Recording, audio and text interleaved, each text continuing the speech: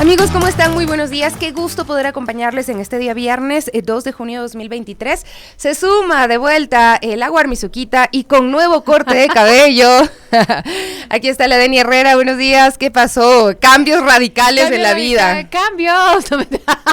Qué gusto estar en las Warmis, qué gusto estar en cabina de la Radio Pichincha. Siempre es un placer poder saludarles y sumarme también a esta coyuntura nacional, también internacional, que es bastante convulsa. Ya hablábamos un poquito de lo que ha ocurrido durante la semana y precisamente traer todas estas reflexiones suman a las Warmis, evidentemente, y también a una ciudadanía que busca una información mucho más horizontal, ¿no?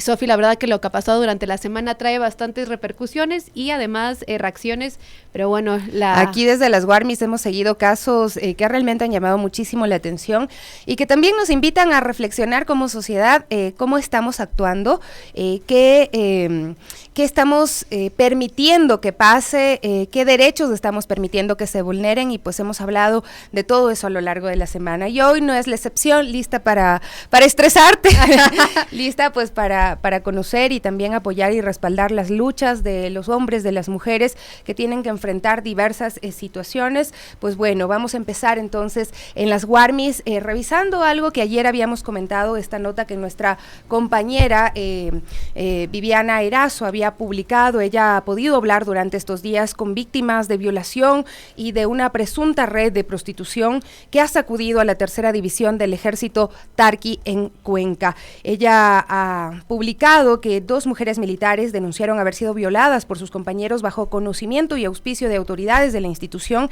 La madre de una de las víctimas pidió incluso rectificación de falsas declaraciones de directivos militares que, como decimos y escuchábamos el día de ayer, pues terminan siempre defendiendo la imagen institucional. Por eso vamos a saludar a esta hora con la abogada Lorena Terán, abogada de la subteniente víctima de violación en el ejército, pero además ella está siendo también víctima de un régimen también disciplinario, porque ella en un momento pues salió de las instalaciones del cuartel para socorrer a otra víctima. Este tipo de cosas también debemos cuestionar muchísimo cómo se trata a las víctimas. Ayer le preguntaron precisamente a un responsable del ejército, al comandante general del ejército, Gustavo Acosta. Él dijo que se respetará la presunción de inocencia de los acusados, pero en el momento en el que le preguntaron sobre las víctimas que están siendo separadas de la institución, se paró y se fue. No supo qué responder o no quiso responder,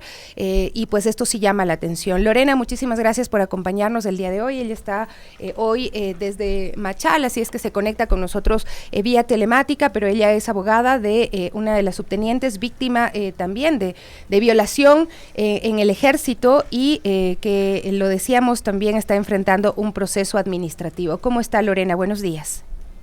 ¿Cómo están? Buenos días, qué gusto de poder compartir con ustedes en este espacio, y estoy pues lista para desarrollar todas las inquietudes que ustedes tienen, contestarles lo que ustedes necesiten saber. Lorena, primero muchas gracias por atendernos, y solo para sumar lo que bien decía Sofi, la verdad que sigue espeluznando tener que hablar de situaciones que vulneran los derechos de las mujeres, de instituciones que estarían obligadas a salvaguardar los derechos precisamente de todos los sectores del país. Yo me supongo, abogada, que además en esto, lo digo porque vengo cubriendo hace muchos años también cuestiones que relacionan los temas de género, y cuando se denuncia al poder, la verdad que también vienen ataques. Primero me gustaría conocer, Lorena, cómo se relaciona con este caso, porque precisamente una de las vulneraciones es amedrentar a las víctimas para que no encuentren defensas, ¿no? Claro, sí, efectivamente. Bueno, la subteniente, pues a la que yo patrocino, se enfrenta a un proceso disciplinario administrativo dentro de la institución, y ese es el que yo me encuentro patrocinando. Nos enfrentamos pues frente a un tribunal de disciplina que nos dejó mucho desaliento, por decirlo así, mucho desaliento, pues el propio tribunal y los abogados que conformaron este tribunal en una actitud, me voy a permitir llamarlo por su nombre, en una actitud totalmente parcializada. Impidieron pues que esta defensa técnica pregunte a los testigos y se esclarezcan los hechos que ellos como tribunal tenían la obligación de investigar. Sin embargo, cuando tenían la oportunidad de preguntar a los testigos, preferían callarse, no hacían preguntas. En específico y en especial me refiero a cuando llamaron a testificar al comandante de la brigada de ingeniería Portete, 27 Portete, y que es en este lugar, dentro de esta brigada, donde se suscita el primer hecho pues, de violación contra mi cliente, contra la subteniente, la oficial a la que yo patrocino. Entonces, el tribunal, pues, totalmente protector de este comandante, no dejó, impidió a todo momento que pueda yo efectuar las preguntas que quería descubrir de si él conocía sobre las declaraciones de la ex conscripto que decía de que existe dentro de esta brigada una red de prostitución. Entonces eso no lo digo yo, todo el mundo en el Tribunal de Disciplina, todos los que estuvimos presentes, escuchamos la versión de una de las víctimas de la ex conscripto, porque ya está fuera de las filas militares. La señorita fue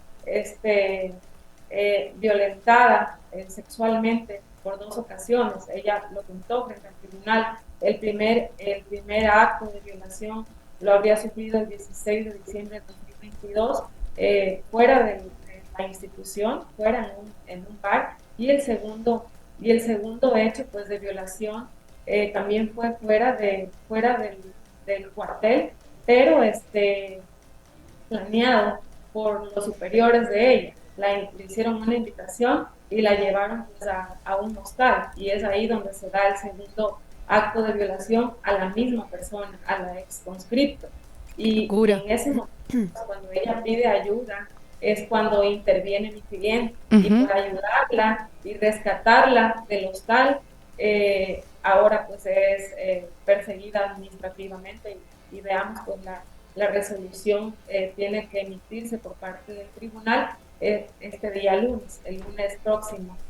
Entonces ¿No ha bastado el testimonio de la conscripto que da cuenta de que fue violentada sexualmente?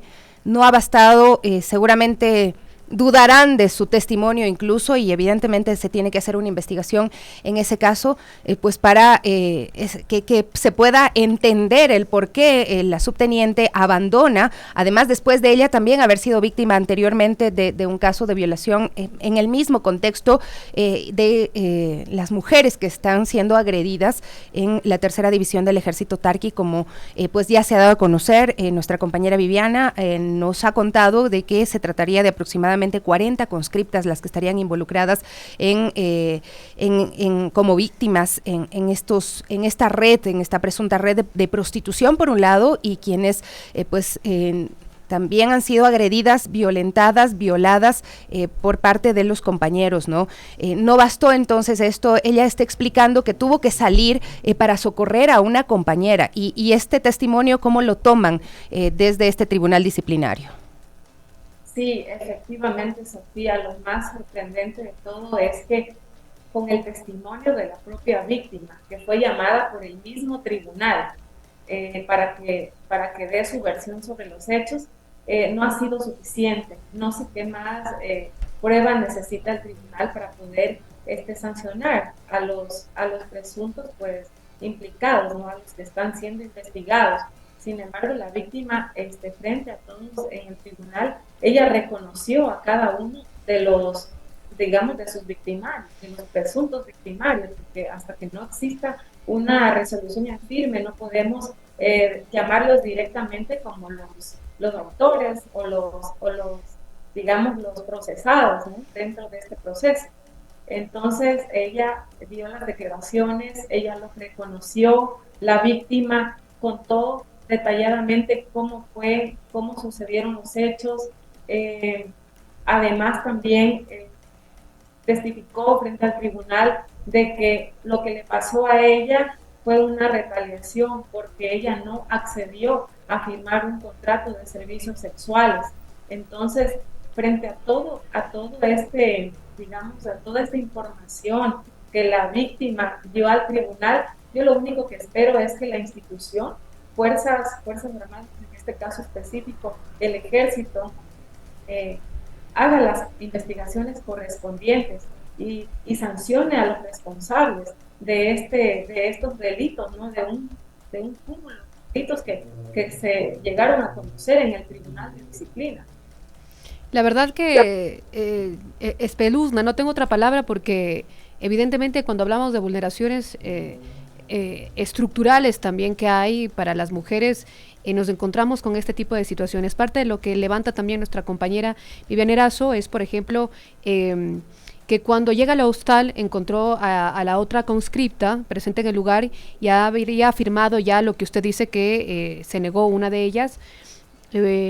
Por su voluntad y petición, la teniente señalada como líder de esta red de prostitución, que supuestamente le había pagado 120 para mantener relaciones sexuales con sus compañeros, porque además aquí con Sofi lo hemos hablado, las víctimas precisamente no solo se enfrentan al poder, sino a un escenario de revictimización donde tienen que contar y relatar 800 veces o millones de veces que fueron abusadas, ¿no? Y además de esto se viene acompañando además con relatos que precisamente hostigan a las denuncias de víctimas. Por ejemplo, yo me supongo que decir que hay una presunta red de prostitución evidentemente es algo que va a amenazar la integridad, digo, supuestamente por los escenarios que hemos visto también del futuro de las víctimas.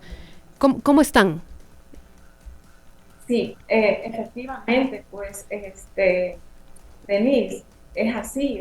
En el tribunal, pues, las dos, mi patrocinada, pues la señorita oficial, rompió el llanto porque como víctima, imagínate sentir y revivir todo nuevamente, todo ese incidente, y tener un tribunal súper inquisitivo encima de ti. ¡Qué terrible! Una situación terrible que tuvimos que parar la audiencia, pedir 5 minutos, y por pedir 5 minutos al tribunal tuve que aguantar, digamos, términos muy ofensivos por parte de un asesor jurídico del tribunal, que me tachó por pedir 5 minutos de receso, me tachó de no litigar de buena fe, de tratar de dilatar el proceso. Y ya mi cliente no podía más, ya no podía, necesitaba respirar, porque era un tribunal que le preguntaba y le preguntaba a ella sí, pero a los otros testigos claro. Que esta defensora técnica pueda preguntarles, como por ejemplo las preguntas que yo quería hacerle al comandante de esta brigada de artillería 27 por TT, era por lo que la ex conscripto manifestaba de que la sacaban por una pica que había en el interior de esta brigada. Entonces yo quería preguntarle si él tenía conocimiento de la pica, y los abogados a cada momento lo ocultaban, y me decían que no al lugar, que por qué preguntaba eso, pero era tan sencillo, porque yo quería saber si el comandante conocía de la existencia de esa pica, porque por ahí se fugaban las señoritas conscriptos, por ahí entraba y salía el personal. Entonces, lo que suceda dentro de una unidad, de un regimiento militar, es absoluta responsabilidad del comandante. Sin embargo, fui impedida de preguntar, y los abogados del tribunal, que sí tenían voz y voto, que eran dos, ellos objetaron todas mis preguntas, todo lo que yo quería preguntar, porque quería que salga a la luz la verdad. Ellos impidieron a todos esto, y entiendo que es porque, digamos, el distorsionado espíritu del cuerpo. Así es. Lorena, precisamente lo que usted dice, ayer hubo una rueda de prensa, el comandante general del Ejército, Gustavo Acosta, había dado declaraciones, y vamos a escuchar porque sí llama la atención en el momento en que los medios de comunicación empiezan a increpar sobre lo que les está pasando a las víctimas, a las denunciantes, y pues ahí sí, pues esto es lo que ocurrió. A la culminación de este proceso investigativo, respetando la actuación de la justicia y la presunción de inocencia que establece la Constitución y la ley. Paralelamente, hemos iniciado por parte del Ejército los procesos disciplinarios internos para sancionar con el máximo rigor a los presuntos responsables y cómplices independientemente del grado y función de los involucrados. Es todo cuanto puedo informarles a ustedes, señores, señoras, muchas gracias, buenos días. Entendemos que es una rueda de prensa general, va a responder preguntas, le consultamos. No, entendemos que era una conferencia de prensa que yo quería poner en claro estos temas que hemos conversado. Pero con eso no nos dice nada. Que hay, claro, con eso no nos dice nada, general. Quisiéramos conocer algunos detalles con usted. Hay dos procesos muy claros. Uno, que corresponde a la parte penal y que lo está haciendo la Fiscalía. Y otro, que tiene que seguirse y que se está siguiendo dentro y al interior de las unidades militares, como son los procesos administrativos disciplinarios. ¿Cuántas personas? Bueno, en este sentido, miren, en este sentido yo no quiero vulnerar ni alterar ninguno de los dos procesos. Lo que yo les puedo decir es que el ejército, reitero, transparentemente dará todas las facilidades para que estos procesos de investigación se cumplan en su totalidad. Es que necesariamente tienen que estar porque todavía no han terminado los procesos de investigación. No así las víctimas, general, porque ellas tuvieron que salir por presiones de la institución y de entes superiores, general. Estas han sido las declaraciones. Muy amables, general, gracias. Bueno, este extracto lo tomamos de Radio La Voz de Tomebamba, de la ciudad de Cuenca, y llama la atención porque es lo que usted está narrando resumido, ¿no? Se presume la inocencia de los agresores y, claro, en derecho es así como ocurre. Sin embargo, se duda de las víctimas y este es el gran problema y además se las saca, se carga todo el peso contra ellas, incluso en el proceso disciplinario que usted está manifestando en este momento. ¿Qué van a hacer si es que en el proceso disciplinario terminan por sacar aplicarle como tal el proceso disciplinario a la subteniente a quien usted está patrocinando? Bueno, yo estoy muy optimista de haber probado la inocencia de mi patrocinada en el tema administrativo. Entonces yo sí estoy esperando que el tribunal pues excluya a ella de este proceso y no le tramite la baja de la institución, porque ella actuó evidentemente en un estado de necesidad, fue por salvar una vida. Mi cliente, la subteniente, acudió a un llamado y como conocía de la peligrosidad de la otra oficial mujer que estaba pues liderando este ilícito, entonces mi cliente sale, abandona por una hora la guardia y va a rescatar supuestamente a una sola conscripto, ¿ya? Y la encontró pues la misma ex conscripto manifiesta en el tribunal que ella estaba fuera de sí, que ella perdió los sentidos, no sabía quién era, porque le habían dado una bebida y en esa bebida alguna sustancia alucinógena, no sé, no le hicieron los exámenes y no se ha podido pues determinar pues qué era lo que le dieron de beber a la señorita para que pierda la razón y los sentidos. Entonces, a lo que va pues a ayudar y auxiliar a la conscripto, encuentra a otra conscripto y es esta conscripto la que manifiesta y le dice, literal en estas palabras, le dice: mi teniente, usted hace mucho problema, le dice, yo estaba bien, es más, usted me saca y dejé en la chompa los $120 que me pagaron. Entonces imagínense, unas sí lo hacían voluntariamente, iban al hostal de manera voluntaria y eran pagadas por esta oficial, eran pagadas de lo que se conoció, pues le había pagado $120 esa noche a la otra conscripto. Y mi cliente pues en vez de recuperar a una sola persona, salió recuperando dos en la misma noche. Entonces eso es lo que el tribunal debe hacer prevalecer, y escuchándolo el testimonio de la propia víctima, y la víctima dijo: a mí mi subteniente llegó y me ayudó y me salvó la vida, porque no sé qué más me hubieran hecho. Esas fueron las palabras textuales que dijo la exconscripto frente al Tribunal de Disciplina. Y esa es la obligación que tienen los miembros de la fuerza pública, tanto militares como policía, de socorrer a una persona que pide auxilio, y es muy diferente a lo que hizo el teniente Camacho, y esto Fernando García nos hace este comentario, ¿no? Es precisamente lo contrario a lo que hizo el teniente Camacho en el caso de María Belén Bernal, en el momento en el que se escucha a una víctima pues pidiendo auxilio, pero vemos las consecuencias porque es una mujer la que da auxilio a otra mujer. Le agradezco muchísimo, abogada, por poder contarnos esto, porque vamos a estar muy pendientes también. Sabemos que esto sacude una de las estructuras más fuertes del país, que es el ejército ecuatoriano. Por lo tanto, pues esperamos que también por lo menos le brinden apoyo en este momento con la presión ciudadana a las víctimas. Vamos a estar vigilantes. Finalmente yo quiero hacer una aclaración en cuanto a la rueda de prensa que dio ayer el señor comandante general del ejército.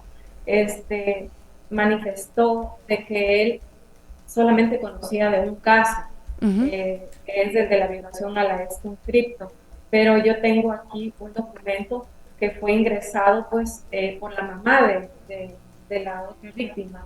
Entonces, este documento tiene fecha 30 de mayo, no sé si pueden observar, y la fecha pues del ingreso también corresponde a 30 de mayo, y fue dirigido precisamente al comandante general del ejército por parte de la madre de la subteniente a la que yo patrocino.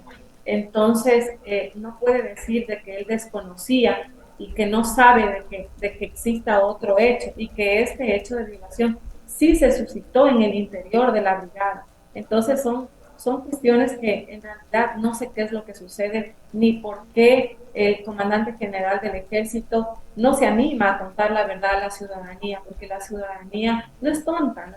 Se da cuenta, porque si le haces una pregunta y te deja con la palabra en la boca y se levanta y se va, o sea, imagínate, ya como dice un refrán, dice el que calla otorga, está asustado, está aceptando, no sé ni qué es lo que nosotros debemos entender con ese silencio del comandante general del ejército cuando tiene un documento que se le ha presentado en su despacho en la ciudad de Quito, en el ejército, y que nosotros estamos pues a la espera de una respuesta. Muchísimas gracias, Lorena, y es abogada de una subteniente víctima de violación. Esto lo hemos estado contando precisamente, que estaría involucrando incluso la verdad que es muy lamentable, ¿no? Una presunta red de prostitución dentro de la institución militar. Aquí solo algo para agregar, Sofi, que precisamente los procesos cuando una víctima denuncia este tipo de hechos en cuestiones de derechos de mujeres, normalmente siempre la opinión pública y el poder tiende a generar los cuestionamientos contra las abogadas, contra las víctimas, contra los familiares de las víctimas y contra incluso los medios de comunicación y periodistas que evidenciamos una realidad, precisamente porque aquí a veces uno lee comentarios en redes sociales siempre intentando involucrar como supuestas alianzas en torno a esto. Esto lo escuchamos, Lorena, es gravísimo y es algo que merece la atención precisamente por la mirada que hay que tener dentro de las instituciones públicas, que no lo decimos nosotros, sino son los hechos que están vulnerando derechos y particularmente los de las mujeres. Muchísimas gracias, abogada. Gracias a ustedes. ¿Cuándo es el tribunal disciplinario? A ver, el tribunal ya digamos que solamente estamos a la espera de la resolución. Fueron 2 días de audiencia, una audiencia fue el jueves 18, el jueves 18 y la otra fue el jueves 25. Ya. Entonces, ahorita solamente estamos esperando pues la resolución. La resolución que tiene que ser hasta el día lunes. Perfecto, estamos atentas y vigilantes sin duda. Hablábamos con Lorena Terán, abogada de una de las subtenientes víctimas de violación en el ejército y que además enfrenta un proceso disciplinario. Hacemos una pausa, amigos, y regresamos con más de Las Guarnis. Quédese con nosotros. Estamos de regreso, 9 de la mañana con 34 minutos. Nuestra invitada es Stephanie Vázquez, vocera de Íntegramente, con una campaña de sensibilización sobre los trastornos de la conducta alimentaria, y hoy precisamente 2 de junio es el Día de Acción por los Trastornos de la Conducta Alimentaria. Stephanie, bienvenida, muchas gracias por acompañarnos. Y bueno, primero quisiéramos tratar de entender qué son los trastornos de la conducta alimentaria y luego por qué se producen, por qué están presentes en las personas. Ok, buenos días, gracias por la invitación. Sí, como había dicho, mi nombre es Stephanie y soy coordinadora del Centro de Psicología Íntegramente. Bueno, en cuanto al tema de los trastornos de conducta alimentaria, es una enfermedad mental que como tal se le debe tomar mucha atención, ya que básicamente pues afecta tanto psicológicamente como también corporalmente, a manera física, ¿ok? O sea, fisiológicamente también afecta, claro. Sí. Entonces, tenemos que tener la debida precaución, pues ahora es una pandemia en los adolescentes, ya que pues en cuanto a las instituciones educativas, esto se tiene mucho, ya que tenemos retos en los que ahora es normal que ayunemos 1, 2, 3 días y tomemos agua como para que el estómago esté tranquilo, pensando que tiene comida. Sí, la verdad que a mí le preguntaba yo antes, Stephanie, qué exactamente es, porque claro, uno escucha bastante de los trastornos de alimentación como bulimia, anorexia, que hace años atrás uno no podía concebir que había, por ejemplo, patrones psicológicos que puedan desconfigurar la mirada en cómo ves tu cuerpo a cómo está en realidad, ¿no? Yo creo que también el tema de las redes sociales, influencers, que la verdad, desde un desconocimiento, dan consejos que eventualmente perjudican. Por ejemplo, en Ecuador, ¿en qué situación nos encontramos? Porque si bien las adolescencias se ven golpeadas por muchas cosas, lamentablemente un contexto social y político, digo, el tema del cuerpo también es algo que, por ejemplo, las mujeres seguimos situándonos en una cosificación, en una exigencia de tener una tendencia de peso establecido. No sé si ustedes tienen datos o una perspectiva a nivel de lo que ocurre en el país. Bueno, gracias por la pregunta, es muy interesante porque aquí en Ecuador básicamente no tenemos una estadística actual. La última estadística fue del 2016, entonces es muy, muy antigua. ¿Y qué decía esa estadística? Básicamente de que tenemos un porcentaje muy bajo en trastornos de conducta alimentaria. ¿Por qué es eso? Porque aquí no es tratado como tal. Aquí normalmente en la salud mental lo trata como básicamente pues una depresión o una ansiedad, pero no se dice estás con trastornos de conducta alimentaria, anorexia, bulimia. No hay eso aquí. Pues todavía... O sea, son pocos los profesionales que sí, realmente muy pocos. Porque además debe ser tratado integralmente, ¿no? Sí, debe ser tratado integralmente, pero aquí no hay precisamente un especialista quien te haga un test y te diga, ok, tú tienes un trastorno de conducta alimentaria. Normalmente eso lo hace un médico, un médico de medicina general y te dice, bueno, sí, parece que estás con una patología, sí, pero eso no es así. Por eso es precisamente que nosotros hemos creado el centro en el cual nosotros sí somos especialistas y nosotros tomamos un test, una evaluación, un reactivo para poder decir, ok, tienes anorexia, tienes bulimia, tienes anorexia nerviosa o bulimia nerviosa u otra enfermedad. Por ejemplo, ¿cuáles son los primeros signos que uno puede identificar? Porque la verdad también es algo muy difícil, ¿no? Nos relacionamos con la comida diariamente. Y además está tan normalizado que haz dieta, haz del ayuno intermitente, hazlo no sé qué, hazlo no sé cuánto, y la presión por tener un cuerpo perfecto. Pero hay un lineamiento desde el Ministerio de Salud Pública también. Este lineamiento, estos procedimientos operativos para la intervención de personas con estos trastornos de la ingestión de alimentos, por ejemplo, ¿sirven? ¿Están adecuados a la realidad y a lo necesario? No están totalmente identificados del tema de la actualidad. ¿Por qué?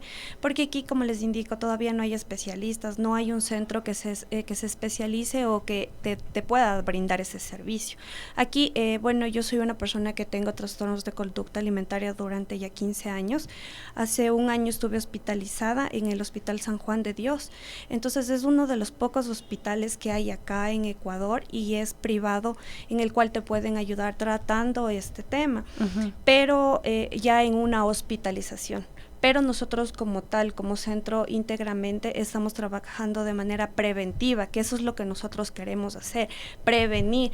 Y bueno, en el caso de que ya se tiene, ya se presenta, ok, trabajamos. Y si es que ya va un poco más allá del tema de poderlo trabajar ambulatoriamente, si se tiene que derivar a una hospitalización, pero una hospitalización, y precisamente por eso estoy aquí, porque quiero hacer conciencia a las personas de que una hospitalización es súper fuerte, aquí por el hecho de no haber centros especialmente para trastornos de conducta alimentaria, tú tienes que convivir con las personas que tienen problemas psiquiátricos ya agudos, graves. Entonces, por ejemplo, en mi caso, yo en el hospital era la única persona que tenía trastornos de conducta alimentaria y habían personas ya graves que en realidad tenían esquizofrenia y así muchos trastornos más. Entonces, es muy difícil convivir con eso. Ustedes van a hacer una activación este día domingo, están pidiendo que las familias vengan, que se involucren.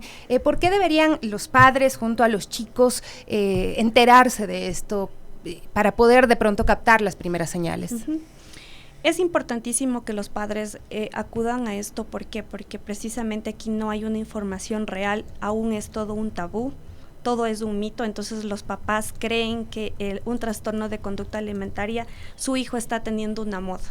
Su hijo está queriendo llamar la atención, pero no es así, no se dan cuenta que realmente es un trastorno de conducta alimentaria y normalmente esto se puede identificar cuando la persona ya está totalmente en conflicto con la comida y ya su tema corporal se convierte en una obsesión. Entonces al momento que en la anorexia, cuando la persona está totalmente flaquita, está ya a punto de tener una anemia aguda, él se ve al espejo o ella se ve al espejo y tiene una distorsión total de su cuerpo, aún se sigue viendo gordita. En cambio en la bulimia pues es la misma situación, cuando yo tengo desesperación o tengo ansiedad, tengo atracones, como demasiado, que eso suele pasar. Y muchos papás lo ven eso y dicen, mi hija se come un paquete de galletas en menos de una hora. O sea, una persona consume 3,000 calorías en menos de una hora, ya es algo, un indicador de que tiene un problema ya mental. ¿Y por qué debe básicamente los papás entender esto? Porque es una enfermedad mental, como una diabetes. Pero que igual puede ser tratada y guiada, ¿no? Digo, porque creo que cuando uno hace un compromiso con tu salud mental es algo que vas a tener que guiarlo para toda la vida. Stephanie, para despedirte y agradecerte, solo un número de contacto donde personas, por ejemplo, que nos escuchen ahora mismo, que no sepan a dónde acudir, porque precisamente lo que has dicho es muy importante. Primero, que da vergüenza, no es fácil decir que tienes un problema con tu cuerpo, que lamentablemente las mujeres aún nos vemos mucho más cosificadas, pero ¿a quién acudir, no? Listo, el número de íntegramente es 099-270-8870. Pero el día domingo los van a poder justamente encontrar. Eso les iba a decir, el día domingo están todos invitados a acudir en familia porque va a ser la primera vez que se da este evento en Ecuador y Qué también bueno. la primera vez que van a poder estar con los profesionales frente a frente y ellos van a poder explicar de mejor manera Esto todo. es en la Cruz del Papa, ¿no? No, esto es en perdón. el Boulevard 24 de Mayo, El Boulevard. de 9 a 2 de la Ya les mandaba a otro lado. Ya, en el Boulevard 24 de Mayo. Sí, ajá. Perfecto. ¿Desde qué hora? Desde las 9 de la mañana hasta las 2 de la tarde. Perfecto. Muchas gracias, Stephanie Listo. Vázquez. Ella es Gracias. coordinadora del Centro Íntegramente y pues nos habla sobre esta campaña de sensibilización sobre los trastornos de la conducta alimentaria. Una pausita súper cortita y volvemos enseguida con Jessica Jaramillo. Ella es activista política y pues ha denunciado violencia política y ha obtenido una sentencia favorable. Volvemos.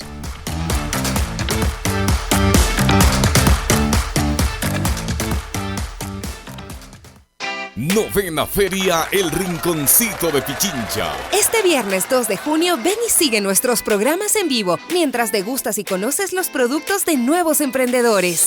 Disfruta de deliciosos postres, bocaditos, snacks, conservas y bebidas. Aprovecha las ofertas en prendas de vestir y artesanías. Habrá ofertas para la salud, ungüentos, lociones y jabones artesanales. Atención gratuita en exámenes visuales.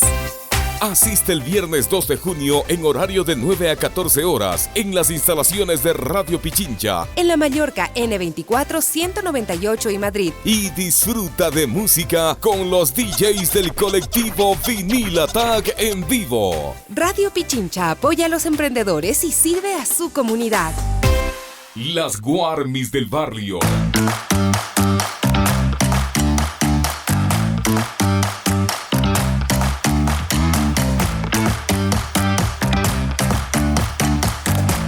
Estamos de regreso, seguimos con más de las Guarmis en cabina. Hoy puras Guarmis acá, gracias también al Javi Bisuete, nuestro abuelito, Estevitan Bustamante, sin duda. También agradecemos el apoyo técnico y moral de siempre, ¿no? Estevitan recuperándose también de este encuentro con la delincuencia. Yo en modo de broma, obviamente no es en serio, le decía que mejor no salga nunca más de la casa porque tiene una limpia, o que se haga una limpia porque tiene miel para atraer la delincuencia, pero es gravísimo lo que está pasando en nuestro país, más allá del chiste que nosotros, bueno, le hacemos para que supere el trauma, para que supere el trauma, es muy grave, de verdad, en poco tiempo ser víctima nuevamente de la delincuencia y siempre con mayor violencia, ¿no? Ese ataque también a las personas. Deni, vamos a saludar ya con Jessica Jaramillo, ella es activista política, ex candidata a la alcaldía de Quito y el día de hoy nos va a contar acerca de esta denuncia que ella hizo precisamente en el contexto de su participación política electoral y esta sentencia favorable que se ha obtenido. ¿Cómo está, Jessica? Buenos días a las Guarmis del barrio, muchas gracias. Yo también soy una Guarmi del barrio. Bueno. ¿De qué barrio? Ahora estoy en la Mariscal, ¿no? pero yo vengo del sur. Nunca he dejado de ser sureña y siempre seguiré siendo sureña de corazón. Así que yo soy de un barrio de Cañar. Yo soy de la Ruta Escondida, básicamente, más para el norte. Ah, qué bien, qué bien. Bueno, yo les quería contar pues cómo estamos esta semana. Recibimos ya la notificación del Tribunal Contencioso Electoral, en donde obviamente se deja sin tratar y sin efecto y se le niega el recurso de apelación que había interpuesto este ex candidato también a la concejalía, que tuvo expresiones no muy agradables hacia mi persona, pero que fueron violentas, agresivas. Violentas. A mí me gusta, no sé, Jessy, si usted nos permite repasar la frase que él dijo. Sí, no hay ningún problema. Porque a veces un tuit donde le criticó a usted por su peso, básicamente. Claro, y está bien porque muchas de las veces la gente piensa que esto no es violencia política y piensa que es un estereotipo, que no es un estereotipo de género y lo es. Así que, está normalizado que así es. Yo, a menos en política se ve mucho eso, ¿no? Como las agravios que hacen los políticos contra las mujeres es básicamente iniciando por el cuerpo. Por ¿no? el cuerpo, exactamente, así es. Entonces el Tribunal Contencioso lo que ha hecho es hacer justicia. Ha sido sancionado el señor Rodas Coloma, que lamentablemente ha sido profesor de la Universidad Central. Ha sido sancionado con $8,900 y 2 años de suspensión de los derechos políticos. ¿Qué quiere decir esto? Que no puede elegir, no puede ser elegido, no puede pronunciarse en una consulta popular y sobre todo no puede ejercer cargo público, por lo tanto tendrá que abandonar la docencia de la Universidad Central del Ecuador. Pero él se está quejando bastante en redes sociales. Dice primero que los 8,000 no les va a pagar a usted, sino es al Estado. Al Estado, exactamente. Está bien, es al Estado, ¿no? Sí, pero lo dice como muy, como que tiene una bronca con usted, que le dolería mucho tener que pagarle una reparación por haber vulnerado sus derechos y por haber usado violencia política como forma de hacer política en el Ecuador y violencia política de género. Veo que sigue diciendo además que la sentencia tiene muchas irregularidades, entre muchas otras cosas, pero ¿cómo se llevó a cabo este proceso para obtener esta sentencia? Bueno, lo primero que hicimos fue en diciembre del año pasado revisar todos los mensajes de texto de vía red social Twitter. Esto la gente tiene que tener mucho cuidado porque no es que estoy en la red social y no me va a pasar nada.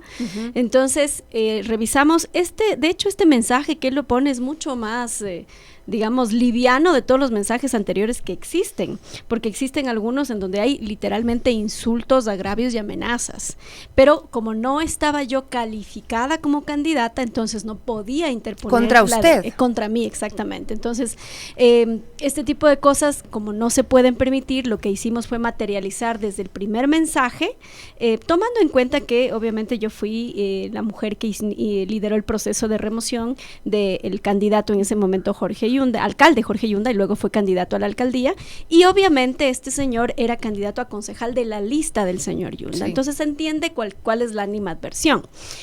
Sin embargo, pese a toda esta existencia de tweets, ¿no es cierto?, de varios tweets en varias épocas, lo que hicimos fue presentarlos como antecedente al finalmente el último tweet, que es el que puso y por el cual ha sido sentenciado. Intentaron dilatar un poco el proceso, yo no lo permití, nos llamaron 2 veces a audiencia y en la tercera ocasión sí me paré duro y le dije al juez, esta ya no es una oportunidad, no hay forma ni alternativa para cambiar la fecha. El día de hoy se da la audiencia. Ahí se dio la audiencia en el marco del debido proceso y el derecho a la defensa, es decir, pero el señor Rodas, quien contesta la denuncia, lo que dice es, sí dije, pero no es violencia política. Con lo cual, no es que hay, digamos, no hay materialidad, existe evidencia, porque él mismo dice, a confesión de parte, relevo de prueba. Lo que él dice es, sí dije esto, pero esto no es violencia política. Entonces, se hizo una argumentación respecto de por qué muchos políticos y muchas personas que tienen naturalizada la violencia piensan que esto no es una forma de estereotipar. Y de hecho, la sentencia lo que hace es, tiene un análisis bien interesante sobre cuáles son las consecuencias de estereotipar a las mujeres en el ámbito político, porque lo que nos estaba diciendo era, usted que es gordita, chiquita y morenita no puede ser candidata a la alcaldía de Quito, no puede ser alcaldesa, ¿no? Eso es lo que nos está diciendo. No es una quiteña de bien, básicamente. Claro, no soy quiteña de bien, soy de bien al sur. Pero, y lo otro es estos estereotipos que se manejan, ¿no? Solo si eres como Cintia Viteri a lo mejor puedes ser candidata a la alcaldía no de Quito, sino de Guayaquil, vaya, ¿no? Entonces, este tipo de estereotipos están presentes siempre en la política, y por eso es que las mujeres terminamos siendo siempre las vices, a lo mejor las vicealcaldesas, las vicepresidentas, las viceprefectas, pero... Y eso sí te dejan ponerte en la lista. Si es obligatorio, bueno, te ponen, pero si no es obligatorio, como ahora también estamos debatiendo esto de la paridad en los binomios presidenciales, saltándose la norma que decía en las elecciones subsiguientes, ahora dicen, bueno, pero es que capaz no están preparados los partidos políticos, y es precisamente también, o sea, hay también que decir que las mujeres tienen miedo de participar en política, porque lo primero por lo que te van a atacar es por tu físico, claro. Segundo, ¿Cómo te vistes? De pronto tu familia, que si tienes o no tienes hijos, un montón de cosas. Claro, tu identidad sexual. Si tienes marido, además, o no. Jessica, ¿qué tan difícil es llegar a una sentencia en temas de política, de violencia política? Porque si bien también últimamente se ha abierto el debate en esto, y hay organizaciones mucho más directas, incluso hay una campaña ahora mismo, Violeta sí, violencia no, que recaba todo estas denuncias y la violencia política durante las últimas elecciones y procesos que involucra la política en la mujer. ¿Qué pasa cuando una mujer denuncia violencia política? Porque precisamente tú nos contabas que, por ejemplo, recibiste ataques, minimizar incluso lo que a ti te pueda generar eso en tu vida privada. Pero ¿cuántas mujeres realmente logran una sentencia o incluso llevarlo a algo judicial, no? Muy pocas. De hecho, hoy hay 5 sentencias a nivel nacional. Son las 5 primeras. En el ámbito de campaña electoral, esta que hemos ganado es la primera. Es decir, ya constituye un precedente para las mujeres políticas que vengan, que puedan hacer la denuncia. Si hay inconvenientes, cuando tú me hablabas de la reparación, yo te digo que, ejemplo, la reparación debería ser para las víctimas, no debería ir al Fondo Común del Estado. ¿Por qué razón? Porque cuando tú denuncias, tienes que pagar peritos, tienes que pagar materializaciones, En mi caso yo soy abogada, no pasa absolutamente nada, yo misma me he defendido en la causa y yo misma he puesto y he probado todas mis afirmaciones, entonces no hay problema, pero habrá mujeres que no sean abogadas, que tendrán que pagar un abogado. Entonces, si la sentencia te dice, como en efecto no hay forma de que el Tribunal Contencioso Electoral te mande una reparación porque la ley no prevé la reparación, lo que hay que hacer es una reforma al Código de la Democracia en donde efectivamente se plantee una reparación para las mujeres que han sido víctimas de violencia política. ¿Qué nos causa interiormente? Se suele decir que para hacer política necesitamos tener el cuero bien duro las mujeres, pero las mujeres mucho más, porque a los hombres nunca les atacan por cómo se visten, por si están gorditos, flaquitos o como sea, ¿no? O calvitos, ¿no? Pero en cambio a las mujeres sí, y entonces eso sí genera en las mujeres, en tu interior, en tu psicología, en tu forma de entender el mundo, sí genera un impacto. Pero además lo que dijiste, Jessica, es algo importantísimo, las víctimas que exigen reparación económica, como si fuera un delito exigir que te reparen, no solo en un ámbito psicológico de todo lo que se origina procesos revictimizantes, sino lo que tú inviertes también, porque muchas de las víctimas, como tú dijiste, tú tienes el privilegio de tener una carrera, de ser propiamente abogada, pero hay otros sectores que no tienen los recursos económicos y que se gasta dinero y que donde además incluso ciertas víctimas tienen que dejar sus trabajos. Claro, lo digo porque lo escuchaba en el caso Bernal, un titular, precisamente el día que fue el caso, que se conoció la sentencia, uno de los medios levantaba lo que exigía como reparación integral. Ignorancia Elizabeth, total y además y acusarla de reclamar dinero como si eso fuera algo malo, ¿no? Así es. Me parece que incluso aquí nadie también entiende lo que es la reparación integral, ¿no? El tema de la reparación, volver a la víctima a su estado original, no se entiende. En el caso del femicidio no hay forma, ¿no? Pero estamos hablando de que es necesario considerar muchos aspectos. Y que una mujer pida dinero, legítimamente, digo, esto es un proceso donde tú te viste afectada, donde supongo tu entorno cercano también, que te acusen por cómo te ves, primero tu físico, y luego, claro, que normalmente a veces dicen te expones, no, porque las mujeres cuando hacen política se exponen, pero cuando los hombres lo hacen, no. Ahí está bien, ¿no? Y además a nosotros nos exigen tener la claridad de que nos vamos a exponer. Es decir, tú sabes a lo que te metes, más claro, ¿no? Entonces, mira, el tema de la reparación es un debate abierto y que deberíamos empezar a tenerlo en el Ecuador, porque cuando tú vas y denuncias violencia psicológica, por ejemplo, hay reparaciones de $1,000. De $1,500, de $700. Cuando, perdóname, has tenido que pagar psicólogos, has tenido que tratarte, has tenido que entrar a una terapia y los gastos son muchísimo mayores, ¿no? O cuando, por ejemplo, hay un delito que te afecta como el femicidio. No hay dinero que alcance para reparar la vida de un ser humano. Exacto. Pero tienes que prever qué es lo que va a pasar con los hijos de la mujer que ha sido asesinada. Las víctimas del femicidio terminan siendo también los hijos. Y por ejemplo, en ese caso necesitas tener al menos un elemento económico que te permita saber con qué dinero voy a educar a ese hijo, le voy a dar de comer si su mamá no está, si su papá a lo mejor hay casos en donde ya no está tampoco, o es el victimario. O se desentienden totalmente, ¿no? Entonces, tienes que tener un mecanismo de reparación, y la reparación económica es legal. En otros países la reparación económica es, pero cuantiosa. En Estados Unidos tú vas, denuncias violencia psicológica o denuncias intimidación o denuncias a lo mejor un delito de violación a la intimidad y las reparaciones son cuantiosas, y en el Ecuador las reparaciones económicas que dan los jueces son ínfimas, son mínimas. Han habido casos en donde ni siquiera dan reparación. Es decir, tú pides a lo mejor una reparación en función de la productividad de la persona que ha sido asesinada, ¿no es cierto? Y no te dan pero ni el 25% o ni la cuarta parte de esa reparación. Pero ahora, Jessica, también es importante que se deje claro que esto de ninguna manera significa que no se pueda cuestionar a las mujeres políticas, ¿no? Y que se deje claro cuál es la diferencia, Jessica. Esto es importante. Yo te digo, personalmente yo he asumido mucho de los errores, ¿no? Muchísimos. Pero lo hago en casa, con familia, con el equipo cercano. Pero también es cierto que para las mujeres existen dos grandes techos. El techo de cristal, que es ese invisible que estás ahí, que tú puedes estar ahí sentada y puedes ser la lideresa más interesante que puede tener ese partido político, pero te dicen no porque es mujer. Y no es que lo dicen así, sino que piensan, no, porque las mujeres estamos asociadas supuestamente con la debilidad, con que a lo mejor no vamos a hacer bien nuestro trabajo. O sea, y no es como lo dicen algunos periodistas en el país, ¿no? ¿Cómo van a encargarle la seguridad a una mujer, por ejemplo? Ese tipo de cosas. Es de una ignorancia ignorancia absoluta, ¿no? Porque existen mujeres que son más preparadas que varones hoy mismo, candidatas a la vicepresidencia, yo diría incluso a la presidencia, más preparadas que los propios candidatos que están saliendo.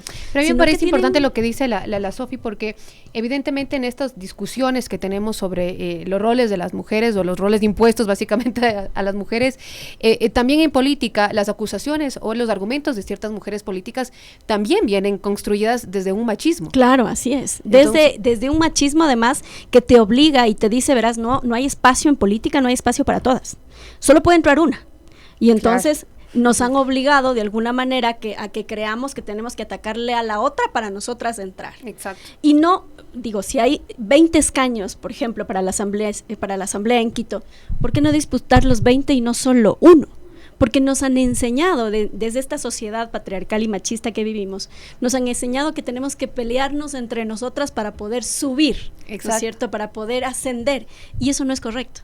Cuando todas podemos, sin ningún problema, subir ambas. O a las 3 o las 4. Bueno, vamos cerrando, tenemos 20 segundos, ya está en firme la sentencia, es decir, ya no hay posibilidad de que pueda volver a apelar el señor Rodas Coloma. Está en firme la sentencia, es una sentencia ejemplificadora, es decir, que a ningún candidato se le ocurra nunca más intentar menospreciar, humillar, amenazar o estereotipar a una mujer en su liderazgo y su liderazgo, porque ya existe este precedente y este precedente va a hacer que un político, que obviamente para un político quitarle sus derechos políticos es lo más complejo que existe, ¿no?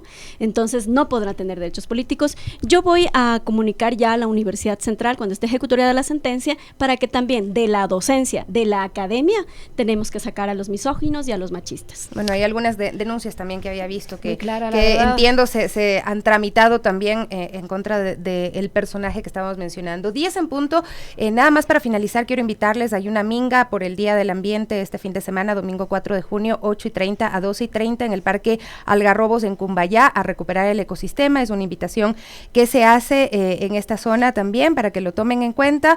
Van a estar ahí familias, es una minga de limpieza, por lo que se pide que vengan con guantes de caucho, gorra, y hay también actividades de educación ambiental durante la mañana. La familia, entre amigos.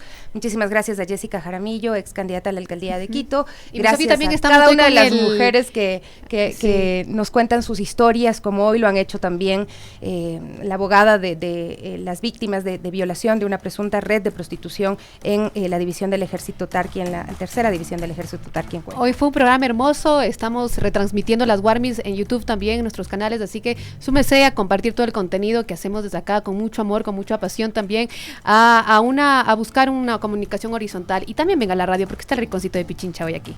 Es verdad, hoy tenemos Rinconcito de Pichincha, tenemos emprendedores y emprendedoras, casi me olvido, pero siempre les compro. Exacto. Eso sí. Amigos, vengan a hacer el gasto acá. Sí, chuta, sí, yo me quedo en quiebra cada vez que hay Rinconcito de Pichincha. Gracias a ustedes por la sintonía. Yo me voy de vacaciones unos días la próxima semana, decirlo nada más para que no me extrañen. A ti también te estaban extrañando, Denny acaba de regresar. Pero regresé con el pelo cortado, pero toma la posta y el próximo viernes acá nos encontramos. Sigan a las Warmis, sigan este espacio, cuéntenos sus historias, tratamos de siempre mantener ese respeto a las historias que nos cuentan nuestros amigos y amigas para que se pueda debatir sobre estos temas que realmente son importantes. Un abrazo grande. Chao.